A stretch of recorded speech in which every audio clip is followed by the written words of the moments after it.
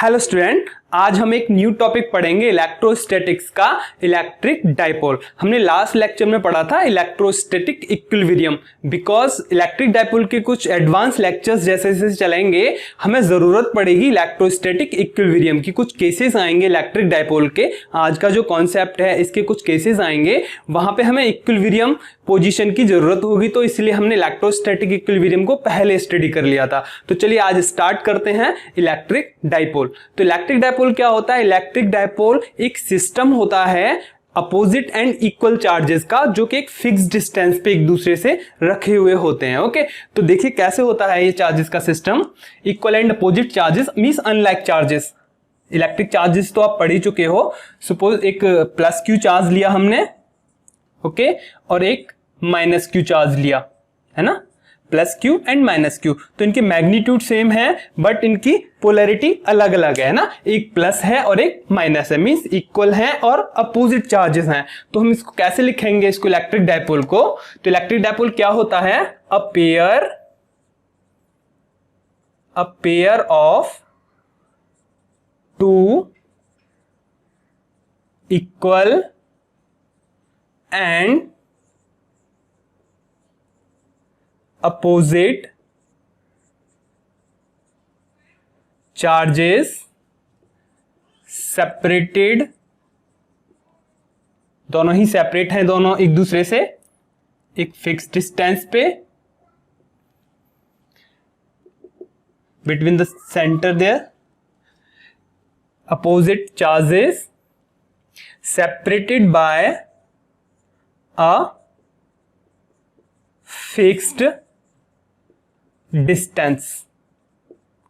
Okay, तो इनके बीच की जो डिस्टेंस है वो कुछ भी हो सकती है। ओके, उसे हम अभी जस्टिफाई करेंगे कि किस तरीके से हम उसे निकालते हैं। बुक्स में इसको 2a 2l ओके इस तरीके से लिया गया है, बिकॉज जो डिस्टेंस है उसको हम इसके सेंटर से लेते हैं। ये जो सिस्टम है इसके सेंटर से लेते हैं। और सेंटर से क्यों लेते हैं अभी हम इसे स्टडी करेंगे। इनके बीच में एक फिक्स डिस्टेंस होती है। ओके, तो फिक्स डिस्टेंस को अभी हम स्टडी करने वाले हैं। उससे पहले हम देखते हैं कि इसकी स्ट्रेंथ, है ना, डाइपोल है ये, इलेक्ट्रिक डाइपोल है, दो पोल हैं इसके पास, प्लस और माइनस, है ना। इलेक्ट्रो डाइपोल है, इलेक्ट्रिक डाइपोल है, इलेक्ट्रिक चार्जेस से बना हुआ है, इलेक्ट्रिक डाइपोल है।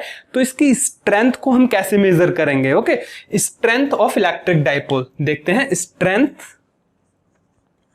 Strength of electric dipole.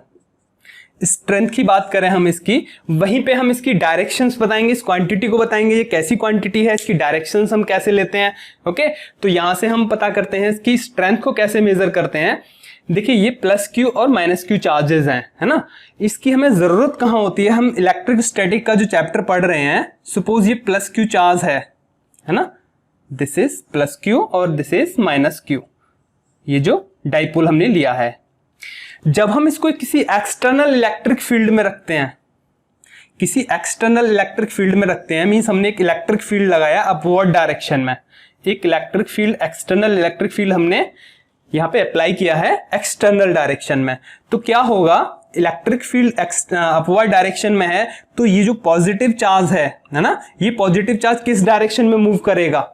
ये तो फिक्स तो है ही, लेकिन ये क्या है, यहाँ पे एट सेंटर पे ये पिवोटेड हो जाएगा, है ना, इसके अबाउट ही रोटेट करेगा। कैसे रोटेट करेगा? देखिए प्लस क्यू चार्ज पे एक इलेक्ट्रिक फोर्स लगेगा अपवर्ड डायरेक्शन में, है ना, plus Q F plus Q charges की वजह से जो फोर्स लगेगा, इलेक्ट्रिक फोर्स लगेगा। और अपवर्ड डायरेक्शन में क्यों लगेगा? क्योंकि इलेक्ट्रिक फील्ड की डायरेक्शन क्या है? अपवर्ड है। तो क्यों लगेगा? क्यों? बिकॉज यहां कहीं सोर्स चार्ज रखा होगा प्लस क्यू, उसकी वजह से ये इलेक्ट्रिक फील्ड है। तो सोर्स चार्ज प्लस क्यू रखा हुआ है, प्लस क्यू की वजह से ये इलेक्ट्रिक फील्ड है, तो उसकी वजह से क्या होगा कि ये रिपेल्ड होगा, क्योंकि प्लस और प्लस क्या होते हैं? रिपेल्ड होते हैं। तो इलेक्ट्रिक फोर्स किधर लगेगा? अपवर्ड डायरेक्शन में। ओके, तो अपवर्ड डायरेक्शन में। ऐसे ही इस पे जो इलेक्ट्रिक फोर्स लगेगा वो किधर लगेगा? डाउनवर्ड डायरेक्शन में, बिकॉज यहाँ पे कहीं प्लस क्यू चार्ज होगा, तभी तो इलेक्ट्रिक फील्ड ऑफ इंटेंसिटी की direction away from the charges है। तो ये इस पे एक फोर्स लगेगा, electric force minus F minus Q और डाउनवर्ड डायरेक्शन में, है ना। तो ये होगा क्या कि ये है तो फिक्स, है ना, ये फिक्स चार्जेस हैं। अगर इस डाइपोल को हम किसी सिस्टम को, अगर हम ये इस तरीके का सिस्टम है, यहाँ प्लस क्यू चार्ज है, यहाँ माइनस क्यू चार्ज है, इस सिस्टम को हम किसी एक्सटर्नल इलेक्ट्रिक फील्ड में रखें तो ये क्या होगा, रोटेट होगा। ओके, रोटेट करने की टेंडेंसी होगी इसकी, है ना। तो ये इसके अलोंग होने की कोशिश करेगा, ये जो डाइपोल है इलेक्ट्रिक फील्ड के अलोंग होने की कोशिश करेगा। तो हम यहां बताना ये चाह रहे हैं कि जो इस डाइपोल का जो मूवमेंट है, जो रोटेशन है, जितना अच्छा रोटेशन या जितना अच्छा मूवमेंट होगा वही इसकी स्ट्रेंथ होती है। ओके, तो स्ट्रेंथ को मेजर करने के लिए हम क्या मेजर करते हैं, डाइपोल मूवमेंट। क्या मेजर करेंगे हम, डाइपोल का movement, dipole movement, dipole movement हम यहां पे मेजर करेंगे। तो डाइपोल मूवमेंट कैसे मेजर करेंगे, ये मेजर क्या करेंगे, इसका एक फॉर्मूला होता है, डायरेक्ट फॉर्मूला होता है। मैं थोड़ा सा उसको आपको एक्सप्लेन कर दे रहा हूं यहां पे। देखिए, मूवमेंट ऑफ फोर्स आपने पढ़ा होगा क्लास 11th में, जो टॉर्क होता है, movement of force. Okay, movement of force को कैसे कैलकुलेट करते हैं, डिस्टेंस, सपोज ये मान लेते हैं L है डिस्टेंस, यहां पे L, और ये डिस्टेंस भी L है। बिकॉज अगर ये डाइपोल है तो ये एक फिक्स्ड पॉइंट होगा इसके, इनके मिड पॉइंट पे, उसी के अबाउट ये रोटेट करेगा। तो मूवमेंट ऑफ फोर्स कैसे पता करते हैं, ये perpendicular distance multiply by force, यही तो होता है ना। टॉर्क जो होता है, मूवमेंट ऑफ फोर्स को हम टॉर्क भी कहते हैं। और एक तो इस चार्ज के लिए होगा, जो इस फोर्स के लिए होगा, एक इस फोर्स के लिए होगा, तो प्लस कितना होगा फिर L इंटू एफ, ये मैग्नीट्यूड है तो कितना हो जाएगा 2L इंटू एफ, हो गया टॉर्क, जिसको क्या कहते हैं, मूवमेंट ऑफ फोर्स। अगर हम मूवमेंट ऑफ चार्ज निकालें तो मतलब हम चार्ज की स्ट्रेंथ निकाल रहे हैं, तो मूवमेंट ऑफ चार्ज निकालें हम, तो मूवमेंट ऑफ चार्ज, है ना। ऐसे ही हम मूवमेंट ऑफ मास निकालते हैं तो डिस्टेंस इंटू मास लगा देते हैं। मूवमेंट ऑफ चार्ज निकाल रहे हैं हम यहाँ पे, तो कैसे लगाएंगे, डिस्टेंस, ऐसे ही 2L, है ना, दोनों ही पूरा सिस्टम है, पूरे सिस्टम के लिए लगाएंगे L cross Q plus L cross Q, तो कितना हो जाएगा 2L क्रॉस Q, क्योंकि मूवमेंट ऑफ चार्ज निकाल रहे हैं हम यहाँ पे, है ना। तो ये मूवमेंट ऑफ चार्ज है, यही इसकी स्ट्रेंथ होती है। ओके, ये डाइपोल मूवमेंट की स्ट्रेंथ होती है ना। चार्ज जितना ज्यादा अच्छा होगा उतना ही ज्यादा ये मूवमेंट ऑफ चार्ज होगा, मींस डाइपोल मूवमेंट उतना ही अच्छा होगा। ऐसे ही डिस्टेंस पे, ये फिक्स डिस्टेंस पे अगर चार्ज ज्यादा है तो वहां पे क्या होगा, मूवमेंट ऑफ डाइपोल मूवमेंट जो है इसका क्या कहते हैं, सॉरी, डाइपोल मूवमेंट, और ये P, जो P होगा इसको हम P से डिनोट करेंगे, डाइपोल P उतना ही अच्छा होगा। एक फिक्स डिस्टेंस के लिए जितने ज्यादा चार्ज होगा उतना ही अच्छा डाइपोल मूवमेंट होगा। ओके, तो मूवमेंट ऑफ डाइपोल भी हम इसको कहते हैं, movement of dipole, movement of dipole, movement of dipole. तो इस क्वांटिटी को ही हम कहते हैं मूवमेंट ऑफ चार्ज या फिर मूवमेंट ऑफ डाइपोल, और इसको P से डिनोट करते हैं। अभी क्वांटिटी हम बताएंगे कैसी क्वांटिटी होती है, ये अभी वेक्टर नहीं लगा रहे यहाँ पे, तो 2L क्रॉस Q। ओके, तो डिस्टेंस, सपोज ये L है और ये L है ना, डिस्टेंस बिटवीन चार्ज 2L है, और कोई भी एक चार्ज Q ले लिया हमने, उसका मैग्नीट्यूड ले लिया है ना, क्योंकि दोनों ही चार्ज का मैग्नीट्यूड सेम है। ओके, तो ये होता है इसकी स्ट्रेंथ, है ना, मूवमेंट ऑफ चार्ज जो होती है, movement of dipole. Movement means rotation, okay, rotation. तो ये जो वैल्यू है इसको कहते हैं हम dipole movement, P equals to 2L into Q। तो यहां से हमने इसका क्या निकाला है, ये फॉर्मूला थोड़ा सा जनरेट किया है। वैसे इसको डायरेक्ट भी समझाया जाता है बुक्स में, इसको हम डायरेक्ट इसका रिजल्ट दे देते हैं कि जो डाइपोल मूवमेंट होता है वो क्या होता है 2L इंटू Q या फिर 2QL। ये सिंपल प्रोडक्ट है, यहाँ पे कोई क्रॉस नहीं है, वेक्टर वाला। और यहाँ इसकी हम एक डायरेक्शन भी लेते हैं। ओके, डायरेक्शन भी लेते हैं बिकॉज इसे ये वेक्टर क्वांटिटी है। इसकी डायरेक्शन कैसे लेते हैं, सपोज ये माइनस है, माइनस चार्ज है, और ये प्लस चार्ज है।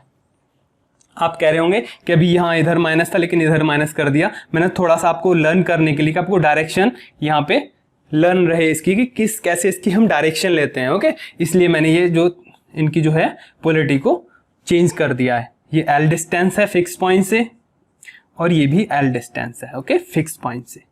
देखो ये जो L है इनको A और A भी लेते हैं कुछ बुक्स में, तो इसे कन्वेंशनली लिया गया है तो सिंपल है। इसको हम सिंपल L भी ले सकते हैं, कंप्लीट इसके दोनों के बीच की जो डिस्टेंस है ना, तो L into L, L plus L, तो कितना हो जाएगा ये 2L, जो इनके बीच की डिस्टेंस है। चलिए इसकी जो डायरेक्शन होगी, वो जो डायरेक्शन लेते हैं हम इसकी डाइपोल मूवमेंट की P की जो डायरेक्शन होती है वो लेते हैं हम negative to positive, negative to positive, और ये टोटली क्या है,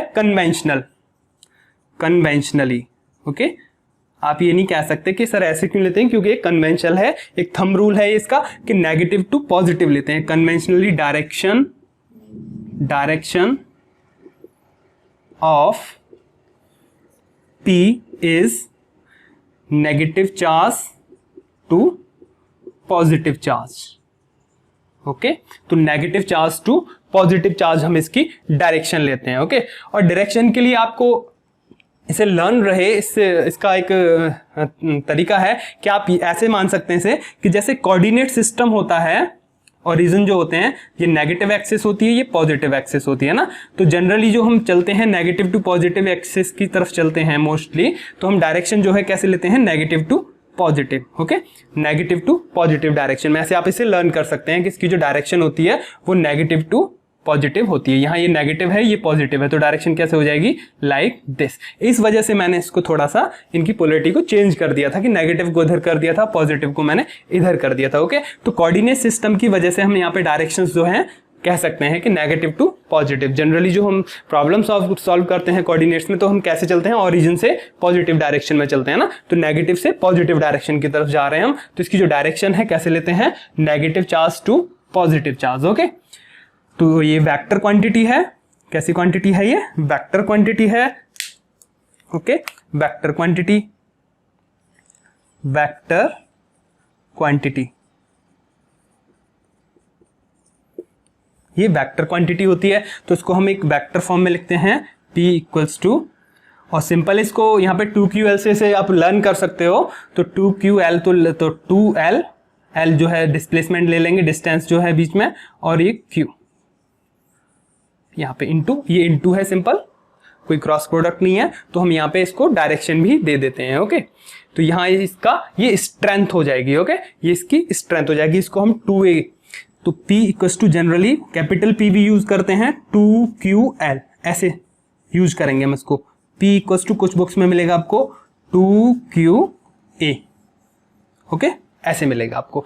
चलिए अब हम देखते हैं यहाँ पे कि ये जो इसके कुछ एग्जांपल्स देखते हैं कि कौन कौन से मॉलिक्यूल्स इस प्रॉपर्टी को शो करते हैं, क्या ना, डाइपोल मूवमेंट की प्रॉपर्टीज किस किस तरह के जो मॉलिक्यूल्स हैं उनके पास होती है इस तरह की प्रॉपर्टी, क्योंकि दो चार्ज होंगे उन्हीं के पास ये प्रॉपर्टी होगी, और जो फिक्स डिस्टेंस पर रखे होंगे उनके पास ये प्रॉपर्टी होगी डाइपोल मूवमेंट की, जो कि एक टेंडेंसी रखते हैं इलेक्ट्रिक फील्ड में रखने पे रोटेशन की। ओके, क्योंकि ये रोटेट होते हैं। ओके, चलिए देखते हैं हम यहाँ पे नेक्स्ट कि कौन कौन से एग्जाम्पल हैं, कौन कौन से मॉलिक्यूल्स हैं जो ये प्रॉपर्टी शो करते हैं, आप इसे नोट कर सकते हैं।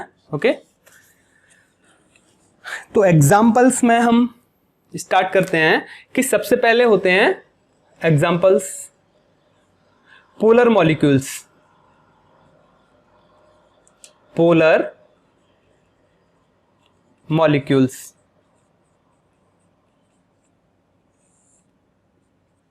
पोलर मॉलिक्यूल्स कौन से मॉलिक्यूल्स होते हैं, वो बिल्कुल सेम इसी की तरह होते हैं जो इलेक्ट्रिक डाइपोल्स होते हैं। कैसे कि इनके जो सेंटर ऑफ चार्जेस हैं वो दोनों एक दूसरे को कोइंसाइड नहीं कर रहे हैं ना, कि पॉजिटिव चार्ज एक और नेगेटिव चार्ज दोनों ही एक फिक्स डिस्टेंस पे हैं। तो पोलर मॉलिक्यूल कौन से होते हैं, इनके जो सेंटर ऑफ चार्जेस हैं वो कोइंसाइड नहीं करते। तो मॉलिक्यूल्स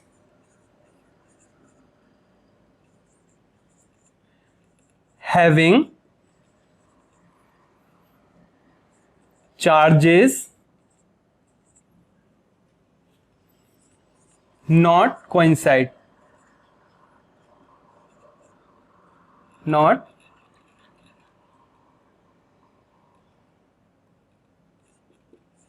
coincide, ये coincide नहीं करते हैं, इनके पॉजिटिव और नेगेटिव जो हैं coincide नहीं करते हैं, एक फिक्स डिस्टेंस पे हमको मिलते हैं, ये एक फिक्स डिस्टेंस पे मिलते हैं, है ना, इनके बीच में एक फिक्स डिस्टेंस होती है और ये कोइंसाइड नहीं करते हैं। जैसे NaCl, सोडियम क्लोराइड, NaCl, है ना, एक पॉजिटिव आयन होता है सोडियम का, ओके, और एक नेगेटिव आयन होता है क्लोरीन का, है ना, और दोनों ही एक दूसरे से फिक्स डिस्टेंस पे रहते हैं, एक फिक्स डिस्टेंस पे रहते हैं, इनके बीच में एक फिक्स डिस्टेंस होती है। तो ये पोलर मॉलिक्यूल है और इसकी जो डायरेक्शन हो जाएगी डायपोल मूवमेंट की नेगेटिव टू पॉजिटिव P, है ना। तो ये होगा इसका डायपोल मूवमेंट। तो सोडियम क्लोराइड जो है NaCl, इसका एक एग्जांपल है NaCl, पॉजिटिव और नेगेटिव, है ना। Shows this property of dipole movement, electric dipole, ये एक इलेक्ट्रिक डायपोल होता है। ओके, नेक्स्ट इसका जो एक और टाइप के मॉलिक्यूल्स होते हैं नॉन पोलर, इसका और एग्जांपल बता सकते हैं, जैसे HCl होता है ना, HCl भी इसका एग्जांपल है। H और Cl दोनों ही एक दूसरे से फिक्स डिस्टेंस पे होते हैं। एक HF भी होता है, हाइड्रोजन फ्लोराइड, है ना, H positive and F negative, इन दोनों के बीच में भी एक फिक्स डिस्टेंस होती है। बिकॉज इसका जो इनका जो इलेक्ट्रॉन है ना, सोडियम का एक इलेक्ट्रॉन है, मोस्टली टाइम वो कहाँ स्पेंड करता है, क्लोरीन के साथ। यहाँ हाइड्रोजन का एक इलेक्ट्रॉन मोस्टली टाइम किसके साथ स्पेंड करता है, क्लोरीन के साथ। यहाँ इसका एक इलेक्ट्रॉन किसके साथ स्पेंड करता है, फ्लोराइड के साथ। तो इनके बीच में एक फिक्स डिस्टेंस क्रिएट हो जाती है और ये जो इलेक्ट्रॉन की वजह से यहाँ से एक इलेक्ट्रॉन निकलने की वजह से इनके पास पॉजिटिव चार्ज आ जाता है, जो Na के पास और हाइड्रोजन के पास जो पॉजिटिव चार्ज है हमारे। ओके, तो NaCl। अब आते हैं non polar molecules. Non polar molecules, तो नॉन पोलर मॉलिक्यूल्स कौन से होते हैं, इनके जो चार्जेस हैं वो कोइंसाइड करते हैं, centre of charges coincide. Molecules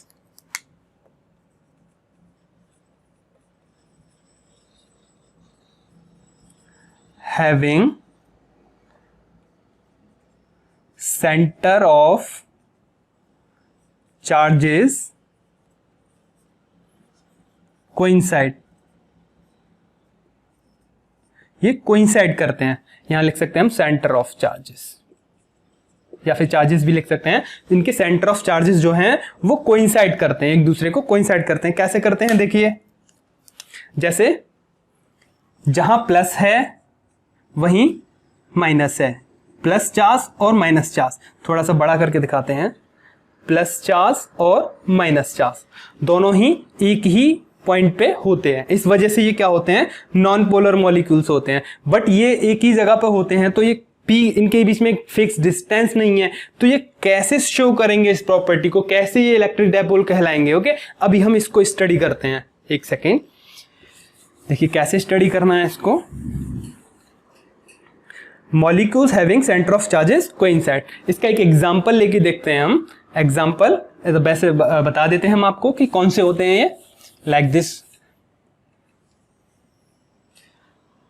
positive and negative, ये कोइंसाइड करते हैं एक ही जगह पे। तो ये कौन से होते हैं, non polar, non polar. Okay, और जो कोइंसाइड नहीं करते, फिक्स डिस्टेंस होती है, वो होते हैं पोलर मॉलिक्यूल्स। तो ये कैसे शो करेंगे इस प्रॉपर्टी को, देखिए, अगर हमने यहाँ पे इलेक्ट्रिक फील्ड अप्लाई कर दिया है, कि एक्सटर्नल इलेक्ट्रिक फील्ड हम अप्लाई कर दें इन मॉलिक्यूल्स के लिए, एक एक्सटर्नल फील्ड में हम इनको रख दें जहां इलेक्ट्रिक फील्ड है, तो क्या होगा कि ये जो पॉजिटिव चार्ज है वो तो फील्ड के अलोंग जाएगा। एक इलेक्ट्रिक फील्ड में हमने इनको रख दिया, एक्सटर्नल इलेक्ट्रिक फील्ड में हमने इनको रख दिया, तो पॉजिटिव चार्ज किधर जाएगा, इलेक्ट्रिक फील्ड की डायरेक्शन में। क्यों जाएगा, बिकॉज पॉजिटिव चार्ज है, तो यहाँ कहीं पॉजिटिव प्लस क्यू होगा, उसकी वजह से ये direction away from the electric field की डायरेक्शन है। तो ये प्लस क्यू और ये प्लस क्या करेंगे, एक दूसरे को रिपेल्ड करेंगे। तो पॉजिटिव चार्ज किधर जाएगा, टुवर्ड द इलेक्ट्रिक फील्ड की डायरेक्शन में, और जो नेगेटिव चार्ज है वो किधर जाएगा, इसको अट्रैक्ट करेगा, है ना, प्लस क्यू को। तो किधर जाएगा, ये लेफ्ट साइड में, है ना, नेगेटिव चार्ज जो है। तो क्या होगा, इनके बीच में एक फिक्स डिस्टेंस क्रिएट हो जाएगी। ओके, तो एक फिक्स डिस्टेंस क्रिएट हो जाएगी। जब फिक्स डिस्टेंस मिल जाएगी हमें, तो ये क्या शो करेंगे, कौन सी प्रॉपर्टी शो करेंगे, ये डायपोल मूवमेंट की। इनका एक डायपोल मूवमेंट मिल जाएगा, P equals to minus Q है सपोज ये, और ये प्लस क्यू है, तो हमको क्या मिल जाएगा, P equals to 2ql, 2ql। एक हमको डायपोल मूवमेंट यहां मिल जाएगा। डायरेक्शन क्या होगी उसकी, negative charge to positive charge, okay sorry, negative to positive. Okay, तो ये इसकी डायरेक्शन होगी। तो इसके एग्जाम्पल देखें, एग्जाम्पल कौन सा है इसका, एग्जाम्पल देखें हम नॉन पोलर का, तो कार्बन डाइऑक्साइड, कार्बन डाइऑक्साइड। देखिए कार्बन डाइऑक्साइड कैसे शो करेगा, कार्बन और ऑक्सीजन एटम, इनके बीच में कोवेलेंट बॉन्ड होता है ना, तो कोवेलेंट बॉन्ड होता है तो इसका ऑक्सीजन के पास नेगेटिव चार्ज होता है, पार्शियली नेगेटिवली चार्ज मानते हैं हम, इसके पास नेगेटिव चार्ज होता है और इसके पास भी नेगेटिव चार्ज होता है, दोनों के पास ही क्या होगा, नेगेटिव चार्ज। ऑक्सीजन के पास नेगेटिव नेगेटिव है ना, तो नेगेटिव चार्जेस। और कार्बन जो एटम होता है इसके पास हम पॉजिटिव, पार्शियल पॉजिटिव चार्ज लेके चलते हैं, ओके, क्योंकि ये दोनों को 2-2 इलेक्ट्रॉन्स देता है जिससे कि यहाँ पे बॉन्डिंग होती है, ओके। तो यहाँ पॉजिटिव चार्ज होता है, ये डोनर है और ये एक्सेप्टर है, तो इनके पास नेगेटिव चार्ज हम पार्शियली मान लेते हैं, ओके। तो क्या होगा, और इनके बीच में जो एंगल है ना, जो एंगल है वो क्या होता है, 180 डिग्री है ना, इसकी जो स्ट्रक्चर है इसमें 180 डिग्री इनके बीच में एंगल है। तो जब हम इसको यहाँ पे दोनों के बीच में एंगल 180 डिग्री होगा, इसको कैसे एक्सप्लेन करेंगे आप, यहाँ पे देखिए, इसका जो पॉजिटिव चार्ज है वो तो यहाँ है ना, सेंटर पे सी के साथ ही है पॉजिटिव चार्ज, बट ऑक्सीजन और ऑक्सीजन दोनों का नेगेटिव नेगेटिव, इनका सेंटर कहाँ होगा, कहीं बीच में ही तो होगा इन दोनों के बीच में, और कहाँ होगा, यही होगा जहां कार्बन का है ना। तो नेगेटिव दोनों ही का है, नेगेटिव का सेंटर कहाँ होगा, centre of negative charges, sorry, centre of negative charges यही तो होगा, यहाँ पॉजिटिव है और यहीं पे क्या होगा, नेगेटिव। ऑक्सीजन और ऑक्सीजन का जो सेंटर ऑफ चार्जेस होगा वो कहाँ होगा, इनके सेंटर पे, जहां सी रहता है। तो क्या हुआ, पॉजिटिव और पॉजिटिव क्या कर रहे हैं, दोनों कोइंसाइड कर रहे हैं। तो कार्बन डाइऑक्साइड कैसा मॉलिक्यूल है, नॉन पोलर मॉलिक्यूल है, क्योंकि इसके पॉजिटिव और नेगेटिव दोनों कोइंसाइड कर रहे हैं, ओके। तो कार्बन डाइऑक्साइड को हम नॉन पोलर मॉलिक्यूल्स लेते हैं, बट जब हम कार्बन डाइऑक्साइड को एक एक्सटर्नल इलेक्ट्रिक फील्ड में रखेंगे हम, ओके, एक एक्सटर्नल इलेक्ट्रिक फील्ड में हम इसे रखें, एक एक्सटर्नल इलेक्ट्रिक फील्ड में हमने इसे रख दिया E, तो क्या होगा, ये जो पॉजिटिव चार्ज है ये इलेक्ट्रिक फील्ड की डायरेक्शन में डिस्प्लेस हो जाएगा और नेगेटिव चार्ज जो है इसके अपोजिट डायरेक्शन में डिस्प्लेस हो जाएगा। तो इनके बीच में क्या हो जाएगी, एक डिस्टेंस क्रिएट हो जाएगी, ओके, एक डिस्टेंस क्रिएट हो जाएगी और डाइपोल मूवमेंट हमको एक मिल जाएगा नेगेटिव टू पॉजिटिव चार्ज। तो CO2 को हम एक एक्सटर्नल इलेक्ट्रिक फील्ड अप्लाई करने के बाद हम इलेक्ट्रिक डाइपोल मूवमेंट एक इसमें ले सकते हैं, ओके। तो यहां हमने CO2 को किस में रखा, एक एक्सटर्नल इलेक्ट्रिक फील्ड में, ओके। तो कार्बन डाइऑक्साइड के पास इलेक्ट्रिक डाइपोल मूवमेंट तो होता है, लेकिन कब होता है, जब इनको हम एक्सटर्नल इलेक्ट्रिक फील्ड में रखते हैं, ओके। तो यहाँ जो एक्सटर्नल इलेक्ट्रिक फील्ड में रखते हैं तो इसके पास कैसा डाइपोल मूवमेंट होता है, टेम्परेरी। हम कह सकते हैं कि कार्बन डाइऑक्साइड के पास टेम्परेरी इलेक्ट्रिक डाइपोल मूवमेंट होता है, बट जो पोलर मॉलिक्यूल्स होते हैं इनके पास परमानेंट इलेक्ट्रिक डाइपोल मूवमेंट होता है ना। तो यहाँ पे हमने एक चीज और यहाँ पे स्टडी कर ली कि नॉन पोलर मॉलिक्यूल्स जो होते हैं इनके पास कैसा डाइपोल मूवमेंट होता है, टेम्पोरेरी डाइपोल मूवमेंट। क्यों होता है, बिकॉज इनके पॉजिटिव और नेगेटिव दोनों ही चार्जेस, सेंटर ऑफ चार्जेस क्या कर रहे हैं, कोइंसाइड कर रहे हैं, क्या कर रहे हैं, कोइंसाइड कर रहे हैं। लेकिन जब हम इनको एक्सटर्नल इलेक्ट्रिक फील्ड में रखते हैं तो क्या करते हैं, ये हमको एक P मिल जाता है, हमको एक P दे देते हैं ये, ओके, हमको P मिल जाता है। तो क्या हो जाता है, इनको एक डाइपोल मूवमेंट मिल जाता है। लेकिन एक्सटर्नल इलेक्ट्रिक फील्ड को हम हटा देंगे तो फिर से वो डिसअपियर हो जाएगा। इससे क्या होगा कि ये कैसा डाइपोल मूवमेंट रखते हैं, टेम्परेरी डाइपोल मूवमेंट रखते हैं। लेकिन जो पोलर मॉलिक्यूल्स होते हैं ये कैसा डाइपोल मूवमेंट रखते हैं, ये परमानेंट डाइपोल मूवमेंट रखते हैं, ओके। हम यहाँ लिख सकते हैं परमानेंट डाइपोल मूवमेंट। तो पोलर मॉलिक्यूल्स के पास कैसा डाइपोल मूवमेंट होता है, दे हैव परमानेंट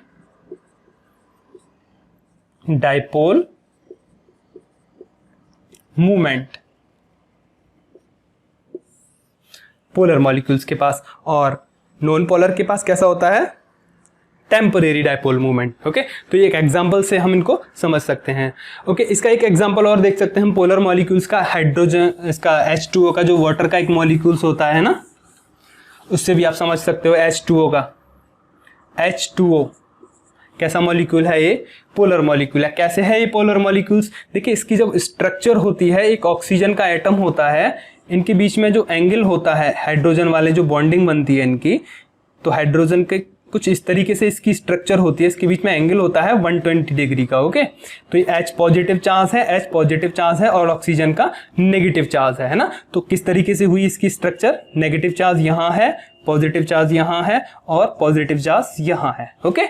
तो कैसे, तो इन दोनों का सेंटर ऑफ चार्जेस कहाँ होगा, रिजल्टेंट जो होगा वो कहाँ होगा, कहीं यहाँ होगा पॉजिटिव। तो एक डिस्टेंस हमको यहाँ पे मिल जाएगी, ये हमें डिस्टेंस मिल जाएगी, है ना। तो डायरेक्शन क्या हो जाएगी डाइपोल मूवमेंट की, नेगेटिव टू पॉजिटिव। ओके, तो हमें यहाँ क्या मिल जाएगा, एक परमानेंट इलेक्ट्रिक डायपोल मूवमेंट मिल जाएगा और बिना किसी एक्सटर्नल इलेक्ट्रिक फील्ड के हमें ये मिल जाएगा। तो H2O कैसा मॉलिक्यूल, कैसा मॉलिक्यूल्स है, ये है पोलर मॉलिक्यूल्स। ओके, तो वाटर का जो मॉलिक्यूल है ये भी एक डायपोल मूवमेंट शो करता है। अब देखते हैं कि इलेक्ट्रिक डायपोल एक फील्ड भी होता है क्या इसका, इसके साथ साथ इसका यूज क्या है, हम इसका सिग्निफिकेंस क्या है। डायपोल मूवमेंट तो हमें मिल ही रहा है, जो P है एक क्वांटिटी हमने स्टडी की है यहाँ पे इसकी स्ट्रेंथ पता करने के लिए, लेकिन इसका एक फील्ड भी होता है क्या, डायपोल फील्ड। अब हम स्टडी करते हैं यहाँ पे डायपोल फील्ड को, डायपोल फील्ड कि बिकॉज पॉजिटिव और नेगेटिव चार्ज का एक सिस्टम है, तो क्या डायपोल फील्ड भी होगा यहाँ पे, देखते हैं। चलिए, क्या इलेक्ट्रिक फील्ड भी जनरेट करते हैं ये इलेक्ट्रिक डायपोल, डायपोल फील्ड।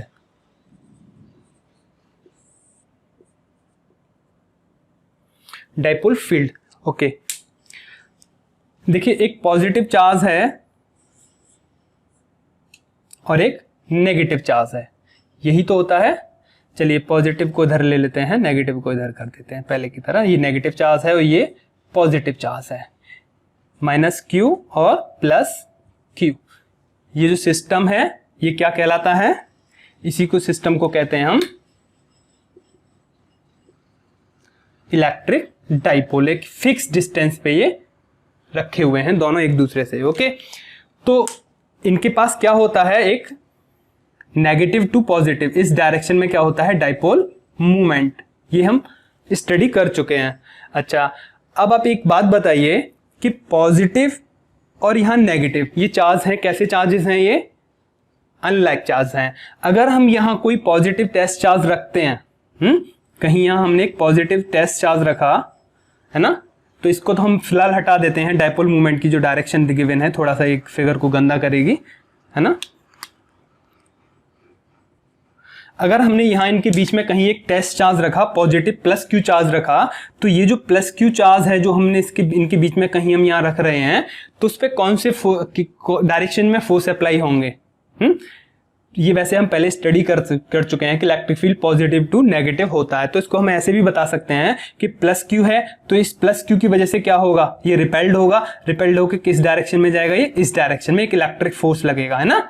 ऐसे ही ये नेगेटिव है तो इस पॉजिटिव के साथ क्या होगा, अट्रैक्शन होगा, तो ये वाला नेगेटिव इस +Q को क्या करेगा, अट्रैक्ट करेगा, तो इसी डायरेक्शन में एक और इलेक्ट्रिक फोर्स लगेगा, वो माइनस चार्ज की वजह से होगा, ये प्लस चार्ज की वजह से होगा, एक इलेक्ट्रिक फील्ड फोर्स, है ना। तो इलेक्ट्रिक फोर्स किस डायरेक्शन में लग रहा है, पॉजिटिव टू नेगेटिव, है ना। इट मींस इलेक्ट्रिक फील्ड की डायरेक्शन क्या है, this is the direction of electric field, positive to negative, है ना। पॉजिटिव टू नेगेटिव डायरेक्शन में क्या है, इलेक्ट्रिक फील्ड।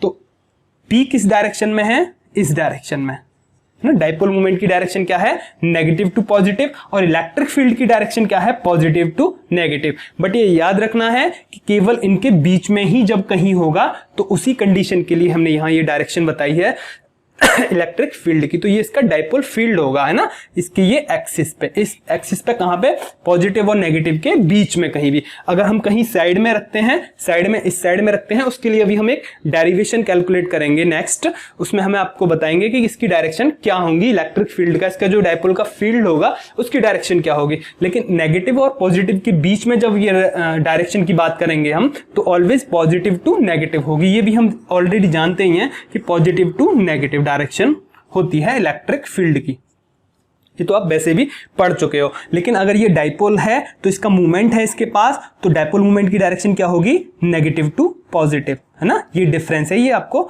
थोड़ा सा ध्यान रखना है कि जो डायपोल मूवमेंट है वो नेगेटिव टू पॉजिटिव होगा, electric field positive to negative होगा। ओके, यहाँ पे ये इसका डिफरेंस है। ओके, ये डायपोल फील्ड कहलाएगा, है ना। चलिए अब हम पढ़ते हैं, इसमें एक और छोटा सा केस है, आइडियल डायपोल या पॉइंट डायपोल क्या होता है, आइडियल डायपोल या फिर पॉइंट डायपोल।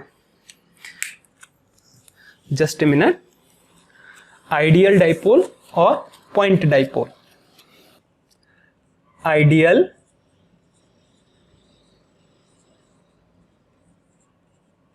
डायपोल और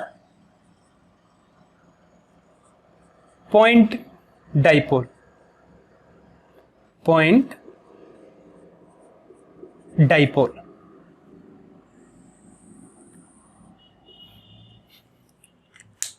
देखिए डाइपोल मूवमेंट को हम अभी स्टडी कर चुके हैं, कैसे शो करते हैं इसको, P इक्वल्स टू 2QL। चलिए वेक्टर साइन हटा देते हैं, मैग्नीट्यूड की बात कर रहे हैं हम, 2QL, और या फिर P equals to 2L into Q, है ना। अगर एक पॉजिटिव चार्ज है और एक नेगेटिव चार्ज है, दोनों के बीच की डिस्टेंस क्या है, 2L है। कुछ भी हो सकती है, 2L हो सकती है, ओनली L हो सकती है, ओके, आपके ऊपर डिपेंड करता है। कन्वेंशनली हम ये ले लेते हैं डायरेक्शन 2L, इन दोनों के बीच की डिस्टेंस है। 2A भी है कुछ बुक्स में ना, तो 2L यहाँ पे इनके बीच की डिस्टेंस है। तो एक चीज देखिए, यहाँ पे अगर हम इस डिस्टेंस को मान लेते हैं थोड़ी देर के लिए, कोई भी हम इंटीजर मान लेते हैं कि ये डिस्टेंस है फिलहाल, हाँ 10 यूनिट मान लेते हैं, 10 यूनिट डिस्टेंस है और चार्ज है 100 यूनिट, ओके 100 यूनिट चार्ज है और 10 यूनिट यहाँ पे इन दोनों के बीच की डिस्टेंस है, जो प्लस Q चार्ज है और ये माइनस Q चार्ज है। तो Q जो है हमने मान लिया 100 यूनिट और इनके बीच की जो डिस्टेंस है वो मान ली हमने 10 यूनिट, ओके यूनिट मान लेते हैं, ओके कोई भी एज यू विश। तो डाइपोल मूवमेंट कितना हो जाएगा यहाँ पे, 1000 यूनिट। कितना हो जाएगा, 1000 यूनिट। अब चलिए अगर हम इसी डाइपोल के बीच की जो डिस्टेंस है इसे कम कर देते हैं, हमने कर दिया इसकी जगह 5 यूनिट, तो जो चार्ज है अगर हम उसे बढ़ा दें, कितना करना है 200, तब भी ये कितना रहेगा 1000 यूनिट, ओके। ऐसे ही हम इसके कई वैल्यूज निकालें, है ना, इसे हम इनके बीच की जो डिस्टेंस है इसे कम करते जाएंगे और लास्ट में हम यहाँ पे सपोज 2.5 कर दिया हमने यहाँ पे, तो यहाँ कितना करना होगा, ये 400, है ना, फिर भी क्या रहेगा 1000 यूनिट, है ना। तो डाइपोल मूवमेंट तो कांस्टेंट है, लेकिन हम क्या कर रहे हैं, हम इस डिस्टेंस को क्या करते जा रहे हैं, कम करते जा रहे हैं, डिक्रीज करते जा रहे हैं, और Q जो चार्ज है इसको इंक्रीज करते जा रहे हैं ना, चार्जेस को बढ़ाते जा रहे हैं और डिस्टेंस को कम करते जा रहे हैं। तो कोई इफेक्ट नहीं हो रहा हमारे पास, क्योंकि हमें डाइपोल मूवमेंट तो वही मिल रहा है ना, फिक्स डाइपोल मूवमेंट 1000 यूनिट हर बार में, हर केस में हमको वही मिल रहा है यहाँ पे। तो हमें क्या करना है कि यहाँ जो हम इस चार्ज को जो काफी बढ़ाते जाएं, ऐसे क्या करेंगे, हम बढ़ाते जाएंगे और कहाँ तक बढ़ाएं, इनफाइनाइट तक, और इस डिस्टेंस को हम कहाँ तक कम करते जाएं, 0 तक। तो हमें जो डाइपोल मूवमेंट मिलेगा वो क्या मिलेगा, वो कांस्टेंट वैल्यू मिलेगी, ओके कांस्टेंट। बहुत सारी वैल्यू मिल जाएंगी तो हम क्या कर देंगे उसे इनडिफाइनाइट, और इसे बहुत सारी वैल्यू मतलब कहाँ तक ले जा सकते हैं, इसे 0 तक ले जा सकते हैं। तो इस कंडीशन में उसका डाइपोल मूवमेंट तो वही रहेगा, लेकिन जो उसका साइज है, उसका जो डाइपोल का जो साइज है वो चेंज हो जाएगा, इसका कोई भी साइज नहीं रहेगा। एट लास्ट क्या होगा, इसको हम कहेंगे कि बहुत ही पास हो जाएंगे ये एक दूसरे के, तो इसका जो साइज है कोई फाइनाइट साइज नहीं होगा, इसका क्या होगा, नो फाइनाइट साइज, क्योंकि इनके बीच की जो डिस्टेंस है वो क्या है, 0 है, क्योंकि साइज ही क्या, साइज को कौन बताता है, डिस्टेंस जो है, लेंथ है, यही तो साइज बताता है किसी भी ऑब्जेक्ट का जो डायमेंशन है ना। तो इनके बीच में जो डिस्टेंस है वो बहुत नेग्लिजिबल है, तो इस कंडीशन में डाइपोल मूवमेंट तो है इसका, है ना, डाइपोल मूवमेंट है, बस इसका कोई साइज नहीं है। तो ये जो डाइपोल मूवमेंट है इसके पास P, तो ये जो सिस्टम ऑफ चार्जेस है ये कहलाएगा आइडियल डाइपोल। क्या कहलाएगा, ये आइडियल डाइपोल, ओनली इमेजिनरी है, ये कैसा है, इमेजिनरी है, ओनली आइडियल डाइपोल। तो इसको हम किससे स्पेसिफाई करते हैं, ओनली लोकेशन। तो it is specify only by location, इसकी एक लोकेशन होती है ओनली, है ना, and has no finite size, no finite size. तो इसकी जो डिस्टेंस होती है 2L, ये क्या होती है, टेंस टू 0, 0 होती नहीं है लेकिन टेंस टू 0, बहुत कम, वेरी स्मॉल डिस्टेंस, या फिर ये कहें हम वेरी स्मॉल। और जो चार्ज है, जो मैग्नीट्यूड है दोनों ही चार्जेस के पास, वो क्या होता है, इनडिफाइनाइट, है ना, वेरी लार्ज कह सकते हैं हम उसे, वेरी लार्ज। अगर कोई इस तरीके से कोई सिस्टम ऑफ चार्जेस है तो हम उस सिस्टम ऑफ चार्जेस को क्या कहेंगे, उस सिस्टम ऑफ चार्जेस को हम क्या कहेंगे, उसे कहेंगे हम आइडियल डाइपोल, आइडियल डाइपोल, या फिर point dipole, point dipole, okay. P equals to 2qL। इसकी यूनिट निकाल लेंगे हम यहाँ पे। इसकी क्या डाइपोल मोमेंट की हम जरा यहाँ पे यूनिट बता सकते हैं आपको, आप इसे नोट कर सकते हैं, आइडियल डाइपोल या फिर point dipole, sorry point dipole क्या होता है। ओके, इसकी यूनिट की अगर हम बात करें तो यूनिट की बात करें, डाइपोल मोमेंट की जो यूनिट होती है सिंपल है, कूलाम मीटर हो जाएगी, है ना। क्या हो जाएगी यूनिट क्या होगी इसकी, चार्ज की यूनिट क्या होती है कूलाम, और डिस्टेंस की मीटर इन एसआई सिस्टम, तो कूलाम मीटर या कूलाम सेंटीमीटर भी आप इसे ले सकते हैं। ओके, ये इसकी यूनिट हो जाएगी। ऐसे आपकी इसकी डायमेंशन भी निकाल सकते हैं। ओके, क्यू की डायमेंशन लगाएंगे और एम की dimension Q into L. Okay, dimension निकालना है हमें, तो क्यू इंटू एल, क्यू क्या होता है आई इंटू टी, आई इंटू टाइम, ओके लेंथ, और आई की यूनिट क्या होती है ए, टी क्या है टाइम, टाइम की टी, और ये एल, तो ये इसका डायमेंशनल फॉर्मूला हो जाएगा। सिंपल ये हो जाएगा इसका डायमेंशनल फॉर्मूला,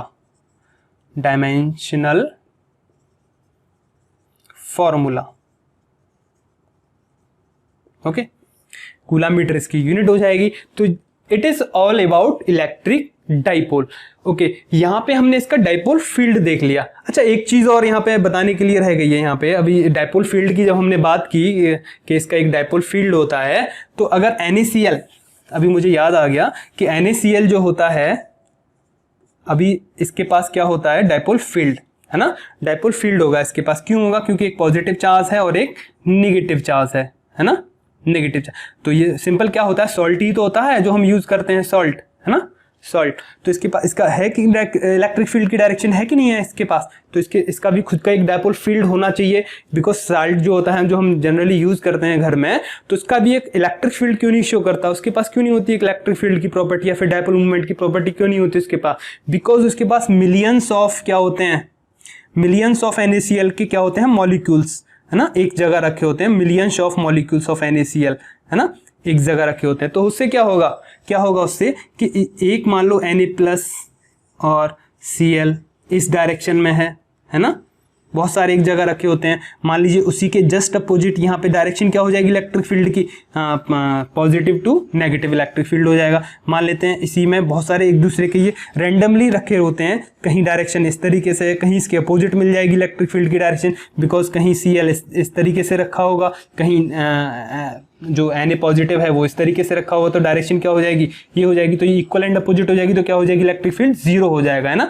ऐसे ही मिलियंस ऑफ जो मॉलिक्यूल्स रखे हुए हैं सबकी डायरेक्शन क्या होती है एक दूसरे के अपोजिट, कहीं डायरेक्शन इधर इस डायरेक्शन में है NaCl की डायरेक्शन, उसकी इलेक्ट्रिक फील्ड की डायरेक्शन, तो कहीं इसके जस्ट अपोजिट मिल जाएगी डायरेक्शन, है ना। तो बहुत सारे मिलियंस ऑफ मॉलिक्यूल्स रखे हुए हैं, तो उन सबको मिला सबका रिजल्टेंट इलेक्ट्रिक फील्ड क्या होगा, वो 0 हो जाता है। इस वजह से वो प्रॉपर्टी शो नहीं करता इलेक्ट्रिक फील्ड की, जो सॉल्ट होता है, जो हम सॉल्ट को यूज करते हैं ना, तो वो भी एक डाइपोल फील्ड की प्रॉपर्टी शो इस वजह से नहीं करता है ना।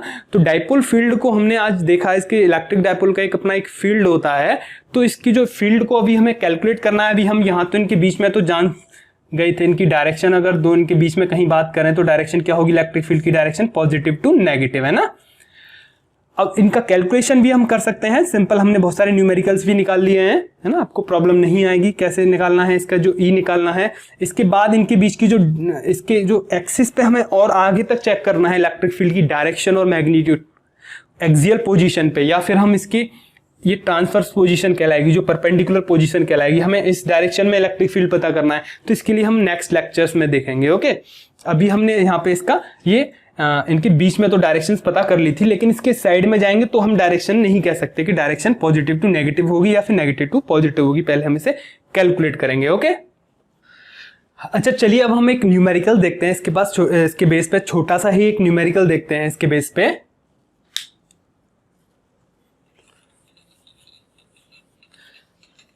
बहुत ही जल्दी हो जाएगा, छोटा सा बहुत बच्चा सा न्यूमेरिकल है एक, बिकॉज डाइपोल मूवमेंट हमें कैलकुलेट करना है। ओके, यहां हमें डाइपोल मूवमेंट कैलकुलेट करना है। गिवन है दो इक्वल और अपोजिट चार्ज का एक सिस्टम है, कंसीडर कर लेते हैं। एक +5 माइक्रोकूलम मान लेते हैं, 5 माइक्रोकूलम का एक कंसीडर किया हमने, एक पॉजिटिव चार्ज है और एक नेगेटिव चार्ज है -5 माइक्रो कूलाम का। ओके, इनके बीच के जो सेंटर ऑफ द चार्जेस, जो डिस्टेंस है वो गिवन है 1 mm। 1 mm एक सिस्टम ऑफ चार्ज है, इलेक्ट्रिक डायपोल है और गिवन है +5 माइक्रोकूलाम और -5 माइक्रोकूलाम का ये सिस्टम है। तो आपको बताना है इलेक्ट्रिक डायपोल मूवमेंट कितना होगा। ओके, इलेक्ट्रिक डायपोल मूवमेंट अभी हम पढ़ चुके हैं। इलेक्ट्रिक डायपोल मूवमेंट क्या होता है, P = 2ql, है ना। और 2l क्या है ये, तो इसे हम कैसे लिख सकते हैं, q × 2l, है ना। तो 2l क्या है, डिस्टेंस, किसकी डिस्टेंस, बिटवीन चार्जेस। तो यहां चार्जेस की डिस्टेंस कितनी है, 1 mm। तो 2l तो गिवन है हमको, कितना गिवन है, 1 mm, है ना, 1 मिलीमीटर गिवन है। तो l = 1 मिलीमीटर नहीं लेना आपको, यहाँ ये ध्यान रखना है कि 2l क्या है, डिस्टेंस बिटवीन चार्जेस। तो इसको हम एम के सिस्टम में निकालेंगे, क्यों, बिकॉज मिलीमीटर में दिया होता है, तो मीटर में चेंज करेंगे। तो मिलीमीटर की मिली की जगह क्या रखेंगे हम यहाँ पे, 10⁻³ मीटर। तो 2l = कितना हो जाएगा, दिस। तो हमें 2l यहाँ पता है कितना है। ओके, q क्या है, मैग्नीट्यूड ऑफ चार्ज, है ना। मैग्नीट्यूड कितना है यहाँ, +5 माइक्रोकूलम, यहाँ कितना है, -5, सॉरी चार्ज कितना है, +5 माइक्रोकूलम और -5। तो मैग्नीट्यूड कितना है चार्ज का, ओनली 5 माइक्रोकूलम, क्योंकि मैग्नीट्यूड के लिए हम साइन नहीं लेंगे क्योंकि दोनों ही बराबर हैं बट अपोजिट थे। तो यहाँ इसको हम एम के सिस्टम में लिखेंगे, तो 5 माइक्रो की जगह क्या लिखेंगे हम, 10⁻⁶ कूलम। तो हमें यहाँ से q पता लग गया। तो p कैसे पता करेंगे, डायपोल मूवमेंट कैसे पता करेंगे हम यहाँ पे, q × 2l, है ना। q कितना है, this, 5 × 10⁻⁶ multiply by distance between them, 2l कितना है, दिस, 1 × 10⁻³ मीटर। ओके, तो कितना हो जाएगा डायपोल मूवमेंट, 5 × 10⁻⁶, और ये -6 और -3 कितना हो जाएगा, ये -9 कूलाम मीटर। ओके, तो ये हो जाएगा डायपोल मूवमेंट इस सिस्टम का। तो ये बहुत छोटा सा एक बच्चा सा न्यूमेरिकल था। ओके, तो इसी तरीके से हम इसके बेस पे न्यूमेरिकल कर सकते हैं। तो it is all about electric dipole. अब नेक्स्ट लेक्चर में हम देखेंगे कि इलेक्ट्रिक फील्ड हम पता करेंगे, जो डायपोल का फील्ड है, जो हमने इनके बीच में तो देख लिया था पॉजिटिव और नेगेटिव के बीच में, लेकिन एक एक्सियल पोजीशन पे और एक ट्रांसवर्स पोजीशन पे जो परपेंडिकुलर डायरेक्शन होगी, वहां पे हम इनकी इलेक्ट्रिक फील्ड ऑफ इंटेंसिटी पता करेंगे। उसके बाद एक जनरल केस भी आएगा, किसी भी पॉइंट पे हम इलेक्ट्रिक फील्ड ऑफ इंटेंसिटी पता कर सकते हैं इसके चारों तरफ। ओके, है ना। तो ये अब हमारे नेक्स्ट लेक्चर में आएगा। ओके, आज के लिए इतना ही बस, थैंक यू।